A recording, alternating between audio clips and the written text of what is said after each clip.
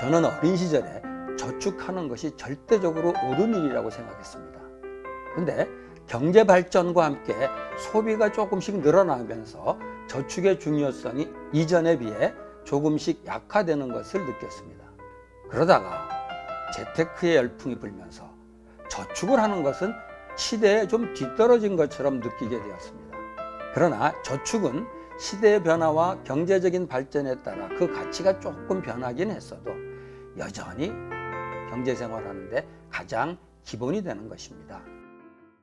첫째로 저축은 경제적인 차원에서 꼭 필요합니다.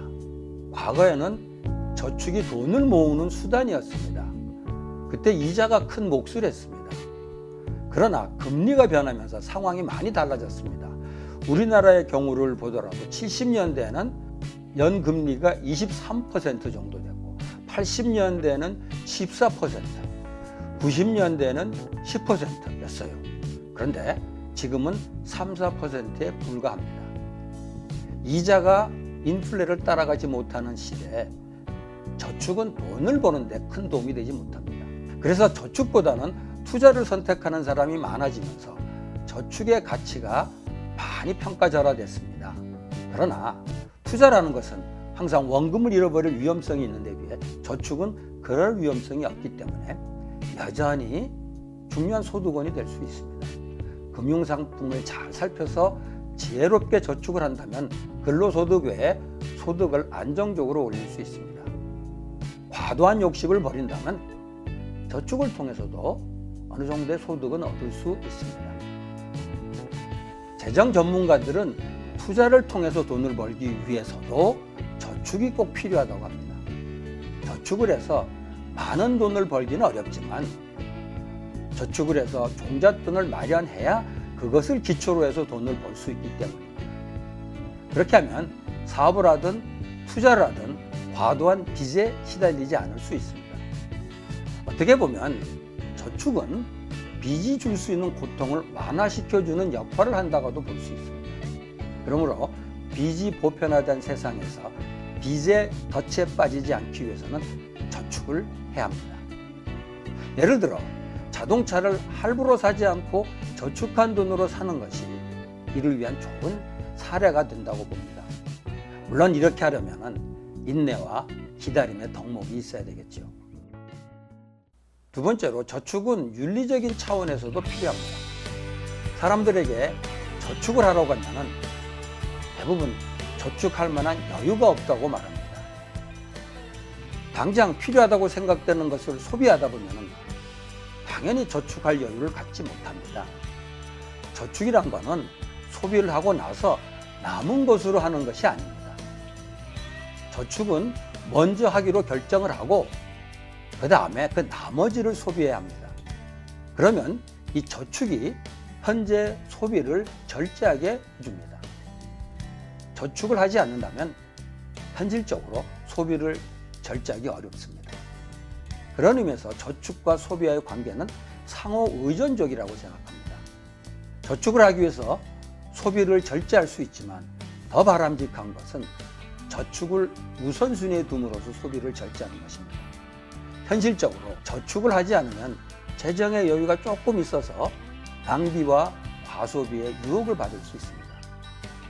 그러나 저축을 하게 되면 이런 유혹을 좀 더 쉽게 피할 수 있을 것 같습니다. 세 번째로 저축은 영적인 차원에서 필요합니다. 저축하는 것은 우리 그리스도인들에게 필요한 덕목이라고 생각합니다.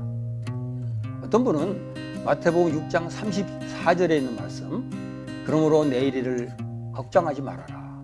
내일 걱정은 내일이 맡아서 할 것이다. 한날의 괴로움은 그날에 겪은 것으로 족하다. 이 말씀을 오해해서 내일 일을 걱정하지 않는 크리스찬은 저축할 필요가 없다고 말하기도 합니다. 이것은 이 말씀에 대한 심각한 오해라고 생각합니다. 주님은 내일 일을 걱정하지 말라고 했지 내일 일을 준비할 필요가 없다고 하신 것은 아닙니다. 우리에게 너무 분명한 것은 내일이 있고 내일에도 경제적인 필요가 있는 삶이 있다는 것이고, 그리고 그 내일의 삶은 지금보다 경제적으로 어려울 수도 있다는 것입니다. 그렇기 때문에 내일의 삶을 준비할 필요가 있는데 그것이 바로 저축을 하는 것입니다. 하나님이 내일의 삶을 허락하신 것을 아는 크리스천들은 그 내일의 삶을 준비하고 이를 위해 저축을 해야 합니다. 저축은 오늘 해야 할 소비와 내일 하게 될 소비의 균형을 맞추기 위해서 꼭 필요한 준비가 됩니다. 예전에는 내일의 삶을 준비한다면서 과도하게 절약해서 현재의 삶을 희생하는 사람들이 많았습니다. 이에 반해 요즘은 현재의 삶을 누린다면서 내일의 삶을 포기하는 사람들이 많이 있습니다. 크리스천은 이 양극단으로 치우쳐서는 안 됩니다. 현재의 삶과 내일의 삶이 다 하나님이 우리에게 허락하신 삶이기 때문에 이 둘 사이에 균형을 이룰 필요가 있습니다. 저축이 이 둘 사이의 균형을 이룰 수 있게 해줍니다. 하나님이냐 돈이냐라는 책을 쓴 자크 엘률이라는 신학자는 목표가 분명한 저축은 인정하면서도 막연히 불안해서 하는 저축은 부정적으로 봅니다.